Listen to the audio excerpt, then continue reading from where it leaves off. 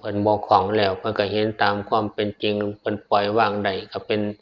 ธรรมชาติสิ่งหนึ่งจะต้องปล่อยวางบ่แม่นว่าสิเอา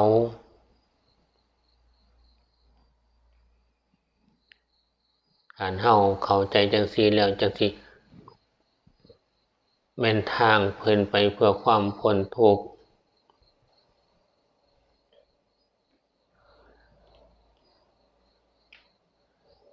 จังสิเป็นไปเพื่อความออก ความคลายออกจากการยึดถือ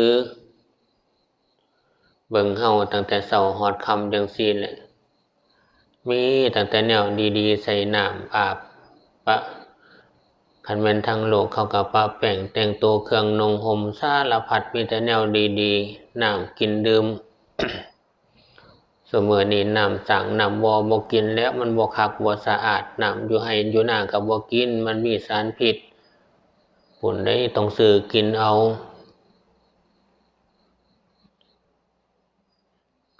แม้เฮาทั้งหลายผู้อยู่จังซี่ภาคภาวนาเฮามีแต่เบิ่งคักๆมันยามกินมีแต่ของแซ่บๆแม่นเบิดอันนั้นก็ได้อันนี้ก็อยากได้อันนั้นก็แซ่บอันนี้ก็แซ่บแม้บ่ทันได้กินก็น้ำลายเหยแล้วอันนั้นคือความหิวความอยากอยู่อยากกินว่ามันแซ่บแต่ว่าบัดยามเฮากินเข้าไปบาดตั้งแต่หัวฮอดเท้าแม่นเบิดเอาแต่ของดีๆเข้าเรียกว่าฮักแพงฮักเจ้าของแพงเจ้าของฮักร่างกายแพงร่างกายเจ้าของที่อาศัยนี่แหละแต่ว่าร่างกายของเฮาที่เฮาฮักเฮาแพงมันที่เฮาฮักเฮาแพงมันบัดยามเฮาเอาเขามีแต่ของดีๆบัดยามมันออกตั้งแต่หัวฮอดเท้ามีแต่ของสกปรกมันเอาออกให้เฮาทั้งเบิดบัดยามมันออกมาจังซั่นโอ๊ยกินก็พอแห้งเป็นตอนก็พอแห้งอันนี้ของแท้ที่มันสอนเฮาซุมื้อแต่ว่าเฮาเห็นแล้วหั้นบ่เข็ดบ่ลาบเหม็นก็เหม็นสกปรกก็สกปรกอันนี้คือของจริงที่เฮาต้องเบิ่งมันแล้วสิพอใจในของสกปรกก็มีแต่นอนเท่านั้นตัวเนาะเฮาเป็นคนเป็นมนุษย์ภาคเพียรภาวนาปานนี้ยังสิไปพอใจของเน่าของเหม็นโอ๊ยนิสัยของนอนมันมักของเหม็นเนาะมักของเน่าของเหม็นฉะนั้นของตั้งแต่หัวฮอดเท้าเฮาเอาดีๆใส่แม่นเบิดแต่บัดยามมันออกปานขี้หูขี้ตาขี้ไข้ขี้แก้วขี้มูกขี้ดังขี้เหงื่ออันนี้เบิ่งให้มันคักๆเนี่ยอันนี้บ่แม่นว่าร่างกายผู้อื่นเฮารักมันร่างกายเฮาว่าของเฮารักมันแต่ยามมันเอาออกมาให้เฮาเบิ่งที่เฮาว่ารักมันนี่มันให้เฮาเบิ่งมีตั้งแต่ของสกปรกให้เฮาเบิ่งมันบ่เอาของสะอาดมันบ่เอาของสะอาดมาให้เฮาเบิ่งเอาแต่ของสกปรกมาให้เฮาเบิ่งเพื่อให้เห็นตามความเป็นจริงสอนเฮาซุมื้อเช้าสายบ่ายค่ำกลางคืนแม่นเบิดตั้งแต่น้อยจนเฒ่าปานนี้แหละสอนเฮาผู้เห็นก็เห็นซุมื้อสอนก็สอนซุมื้อบ่แม่นยกเว้นเฮาผู้ใดผู้หนึ่งในโลกนี้บ่ได้ว่าน้อยหนุ่มจนฮอดเฒ่าสอนซุมื้อแต่ว่าเฮาพันบ่เบิ่งซุมื้อก็เลยหลงซุมื้อแม่นบ่แม่นคิดนำเอาโอ้คันเว้าภาษาทางโลกที่เขาเว้ากันง่ายๆมอๆที่เฮาได้ยินได้ฟังรักเขาข้างเดียวอันนั้นภาษาทางโลกว่ารักเขาข้างเดียว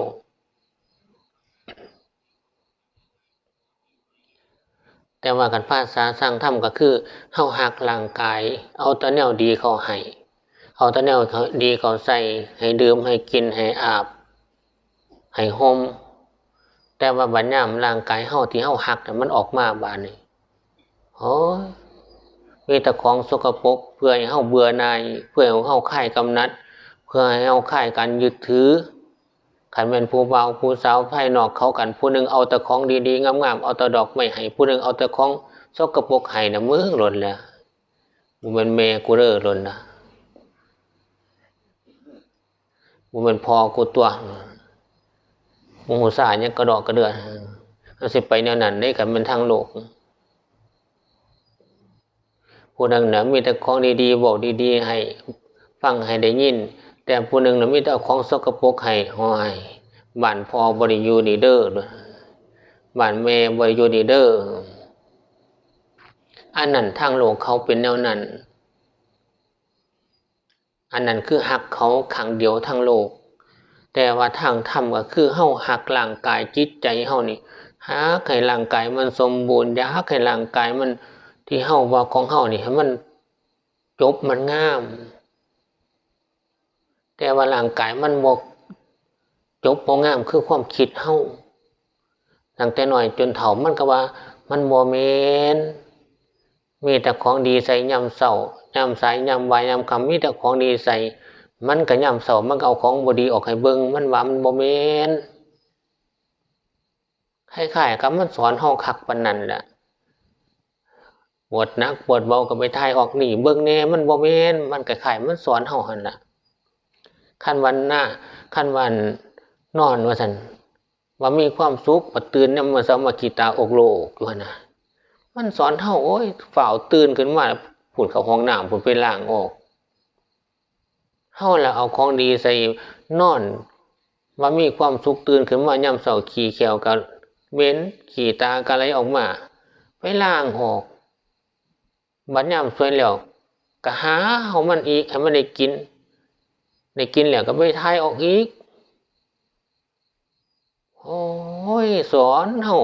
ตั้งแต่น้อยจนเฒ่าคิดเบิ่งเกิดมาจังซี่แหละทุกคนทุกลูกทุกนามบ่แม่นผู้อื่นสอนเฮาธรรมชาติที่อยู่ในร่างกายนี่สอนจิตสอนใจเฮาให้จิตใจให้เห็นตามความเป็นจริงเบิ่งแหน่คล้ายๆบอกจังซั่นล่ะเบิ่งเคยเบิ่งแหน่เอาของดีเข้ามาสำนี้ก็เบิ่งแหน่ออกเป็นแนวนี้ล่ะเสื้อผ้าชุดโกงามปานใดใส่เข้ามาก็เบิ่งแหน่ใส่บ่พอนั้นก็สกปรกเบิ่งเอาแหน่คล้ายๆมันสอนอยู่ซุมื้อนี่พ่อแม่ครูบาอาจารย์เพิ่นจึงบอกว่าตำรานี่กว้างศอกยาวว่านาคืบตั้งแต่หัวฮอดเฒ่าเป็นตำรากว้างใหญ่ปานใดจิตใจเฮาคันบ่ได้แจ่มแจ้งก็หลงอยู่ในตำรานี้บ่เปิดเบิ่งตำราจักเทื่อแล้วเฮาสิเห็นแจ้งในตำราใน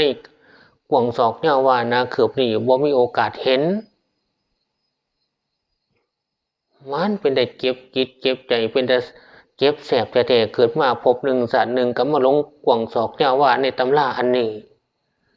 ก็ไปหลงเล่นในตำราแห่งโมหะทั้งหลายไปหลงเล่นในตำราละครน้ำเนาหลอกตั้งแต่เช้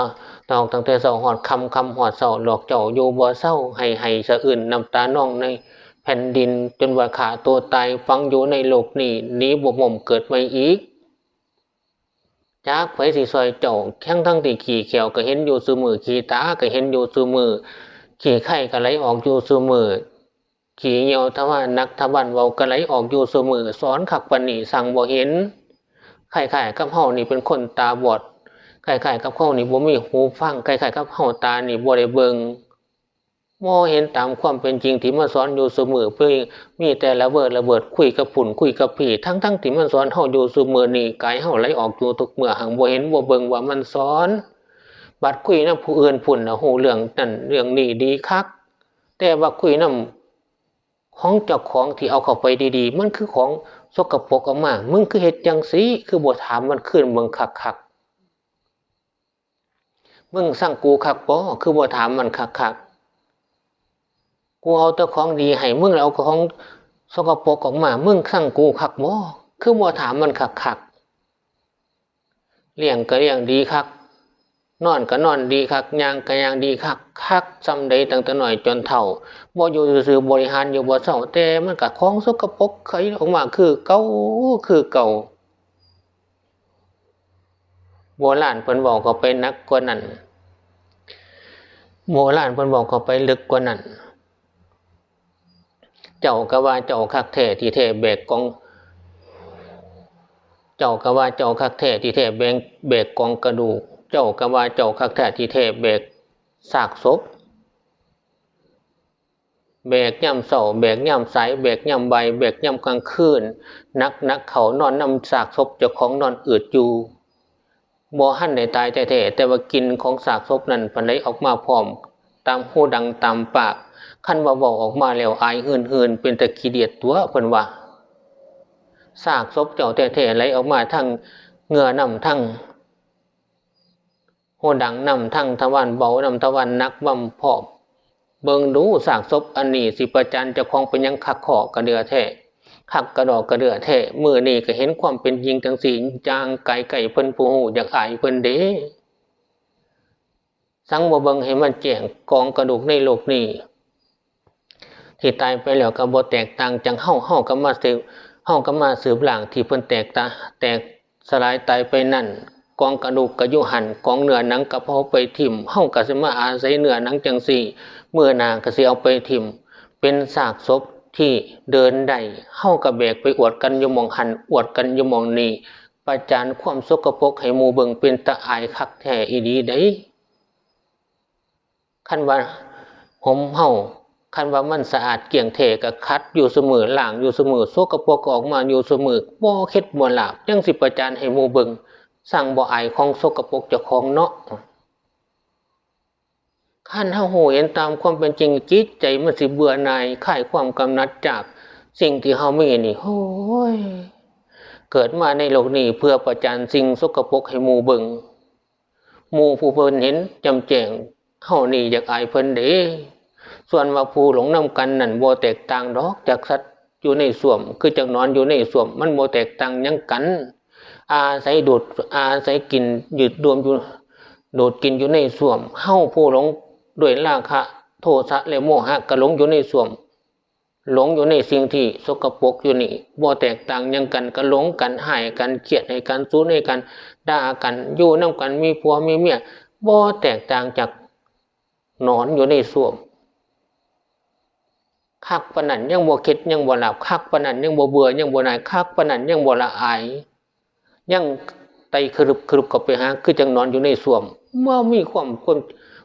มจริงในใจบ่มีความสัจจะความซื่อความเที่ยงมั่นในธรรมพุทธองค์ทรงตรัสไว้มีแต่ความหลงหลอกจากของเด่นเพื่อที่ไตครึบเข้าไปกินคือนอนอันนอนมันไตครึบไปเห็นมันกินสกปรกแล้วรังเกียจมันบาดวราคะโทสะโมหะที่มันเน่าเหม็นมาจากหลายภพหลายชาติเฮาแล้วว่ามันหอมอยู่หม้องใดบัดนี้เฮาแล้วว่ามันมีความสะอาดอยู่หม้องใดบัดนี้สกปรกคักปานนี้ราคะก็สกปรกโทสะก็สกปรกโมหะก็สกปรกคักปานนี้เฮาก็มุดคือจังอีแห้งมุดซากศพอยู่จังซี่บ่เบื่อหน่ายแบกซากศพอยู่บ่เซาเบนอนนำซากศพอยู่บ่เซาปูปลาหน้าน้ำเฮากินเข้าไปอันนั้นซากศพทั้งหลาย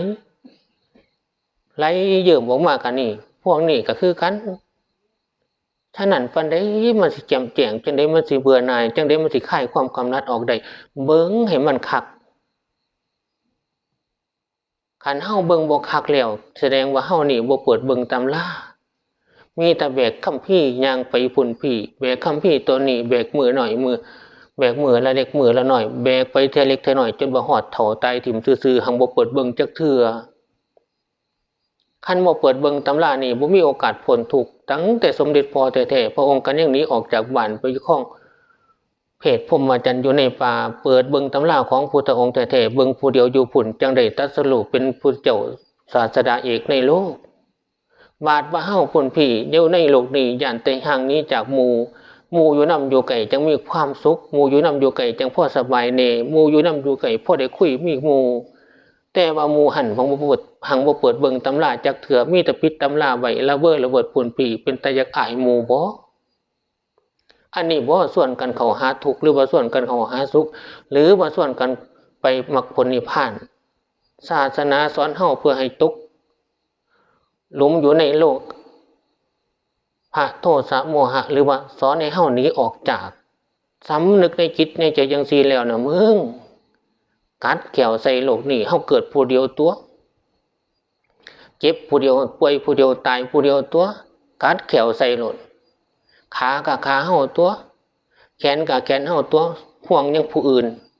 ปัดผู้อื่นเจ็บป่วยไข้กับห้องผู้อื่นตัวปัญญามเห่าเจ็บป่วยไข้ผู้อื่นก็ซอยเห่าบ่ได้แล้วเห่าสิไปสะอ่อนออดอ่อนผู้อื่นเฮ็ดหยังเหมือนกับเด็กหน่อยที่ออดอ่อนพ่อแม่อยู่บ่เศร้าเป็นผู้ใหญ่บ่ได้จักเทื่อคันห่างหมู่พ่อได้โบคือจักเด็กหน่อยอ่อนพ่ออ่อนแม่จิตใจที่ห่างหมู่ห่างเพื่อนห่างมิตรบ่ได้คันบ่ได้บ่นำหมู่คือจังเด็กหน่อยอ่อนพ่ออ่อนแม่จิตใจที่บ่มีพลังจิตใจที่บ่มีความรับผิดชอบจิตใจที่เพิ่งเจ้าของบ่ได้จิตใจที่อ่อนแออาศัยแต่หมู่แต่เพื่อนอยู่บ่เศร้าจังซั่นเป็นตาอายนกอายหนูเขาปันใดสิหนีออกจากทุกข์ได้นี่บ่เขากระทุกข์เฮากระทุกข์ก็สิไปผูกทุกข์ใส่กันไว้ปานนั้นปานใดล่ะทางพ้นทุกข์มันอยู่ไสบัดห้ายมันขึ้นจังซี่มันจังเข็ดจังหลาบมันจังบ่อยากละเวิดกับผู้นั้นกับผู้นี้ตั้งเที่ยงทีรีคือจังพระพุทธเจ้าพุ่นสมเด็จพ่อพุ่นอันนี้สอนเจ้าของเปิดเพราะเห็นความเบื่อหน่ายในความที่หักร่างกายแล้วมันบ่หักเข้าคืนมันบ่ได้ดังใจของเฮาแต่ว่ามันขัดใจเฮาบ่อยากให้มันแก่มันเจ็บมันป่วยมันไข้มันตายแต่ว่ามันฝืนเฮาสอนเฮาตลอดตั้งแต่เช้าฮอดค่ำตั้งแต่น้อยจนตายตั้งแต่เกิดจนตายเฮาละมักความสะอาดกินกับของสะอาดหมดจดบ่มีของสกปรกแต่มันสอนเฮาออกมาวิธีของสกปรกทั้งเบิดเฮาคือสมาขี้หลายที่บ่เข็ดบ่หลาบมันสอนอยู่เสมอแท้ๆคือบ่เบิ่งมันสิให้มันเขียนข้อจนว่าเลือดออกคุณบ่เลือดออกเต็มปากจังสิว่าโอ้ยรังเกียจอยากอายมันเป็นฝีเต็มปากกลืนเขาลงบ่ได้จังสิไปรังเกียจบ่บัดน้ำลายออกมาจังสี่ทำทากลืนคือบัดน้ำน้องออกมาทั้งทำทารังเกียจกะของสกปรกอยู่ทั้งในนี่ทั้งเบิด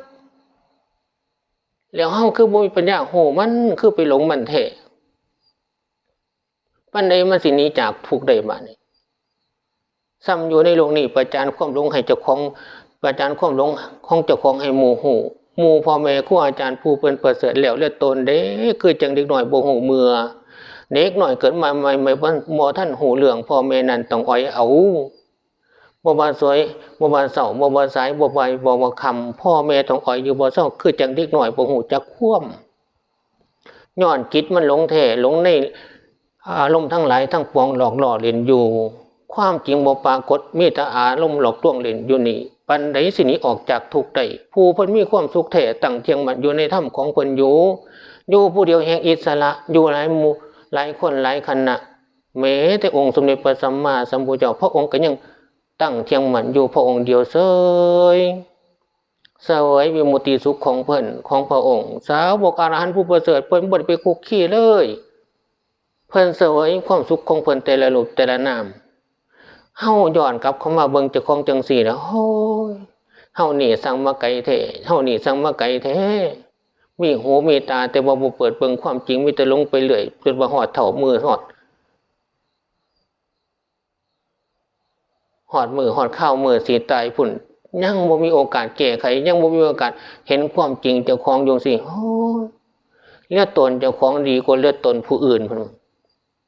เพราะเจ้าของหรือเฮานี่แหละต้องไปไกลไปต้องไปตายไปเกิดอีกหลายภพหลายชาติมันสิบ่มีโอกาสพอจักเทื่อนี่โอ้ยเป็นแต่ละตนหลงคักปานนี้หลงร่างกายเจ้าของคักปานนี้มื้อหน้าก็ยังสิหลงต่ออันนี้เป็นแต่ละตนเพราะว่าความหลงของเฮาหลอกเฮาอยู่เสมอขันบ่เบื่อหน่ายบ่คลายความกำหนัดในการยึดมั่นถือมันในตนของเฮาบ่ต้องกล่าวเลยผู้อื่นบ่ต้องกล่าวบ่ต้องกล่าวเลยสิ่งอื่นท่านั้นตนตัวเฮานี่ล่ะสอนเฮาเพิดมีแต่แนวดีๆใส่แต่ว่าเฮาก็เบิ่งมันซุมื้อเห็นซุมื้อได้ความสกปรกซุมื้ออาบน้ำแปรงฟันล้างหน้าถ่ายหนักถ่ายเบาซุมื้อขี้เล็บขี้แขวขี้ฟันล้างซุมื้อเป็นหยังจังล้างคือบ่ถามมันคือบัดถามผู้อื่นคือถามหูเรื่องบัดถามผู้อื่นคือถามคุยกันดีแท้บัดขี้แขวมันออกมาคือบ่ถามมาจากไสนั่งเบิ่งมันคักๆซ้อเข้าไปคักๆถามมันคักๆมันมาจากไสขี้แขวขี้หูขี้ตาขี้ไข้ มันไหลออกมาจากไสคันตำรานี่เฮาอาศัยมันอยู่เสมอเฮาบ่ได้ถิ่มตำราเฮาแบกตำราอยู่เสมอเป็นหยังเฮาคือสิบ่เปิดเบิ่งมันคักๆคันเบิ่งคักๆแล้วนั่นจิตเฮามันบ่บ้าดอกความจริงจิตมันสิเห็นตามความเป็นจริงมันสิเบื่อหน่ายคันเฮาเบิ่งคักๆแล้วโอ้ยอันนี้เพิ่นปราบกิเลสด้วยการอยู่ในกรรมฐานที่พ่อแม่ครูบาอาจารย์อุปชาอาจารย์เพิ่นสอนเกสาโลมานะกะตันตาตะโจอันนั้นแนวหนึ่งแต่ว่าธรรมที่ปราบกิเลสยังหยาบให้อ่อนลงก็คือพิจารณาเห็นร่างกายนี้เฮาให้ของดีๆมันทั้งเบิดแต่ว่ามันหักหลังเฮาซุมื้อเอาของสกปรกให้เฮาซุมื้อได้เห็นซุมื้อเฮาเป็นหยังคือบ่เข็ดบ่หลับคือไปหักแต่มันแท้คนทุกคนเป็นแนวนั้นผู้อื่นก็คือกันกับเฮา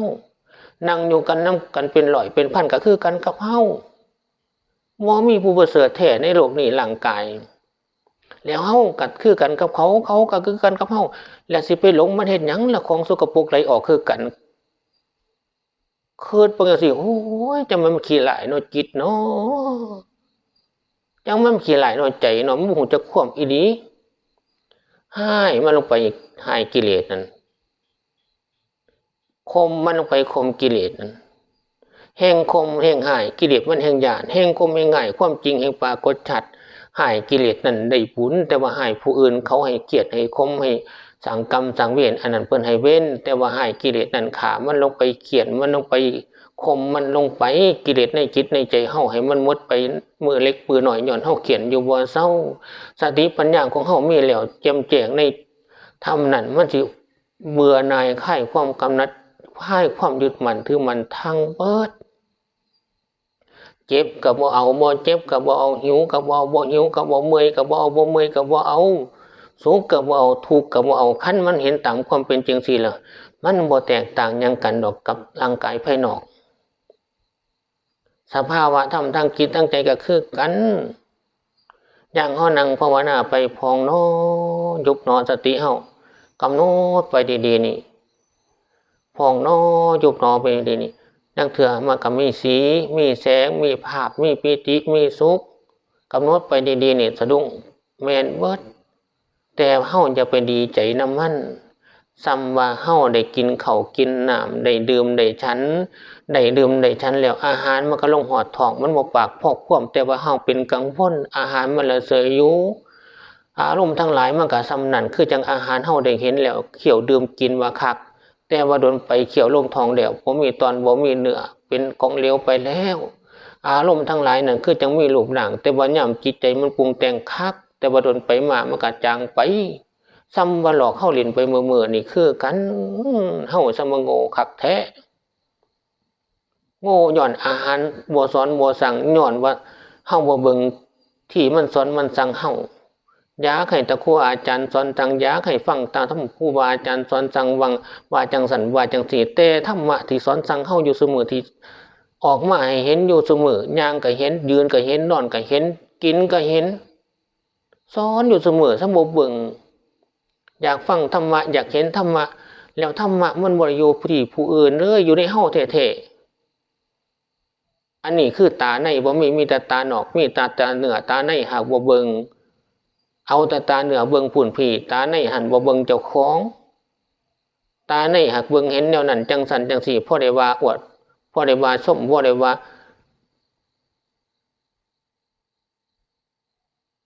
หลอกเจ้าของเล่นไปมือซื่อๆแต่ว่าตาในแท้ๆที่อยู่ในจิตในใจนั้นเบิ่งให้มันแจ้งแล้วโอ้ยอันนี้จึงเป็นสิ่งที่น่าเบื่อหน่ายที่สุด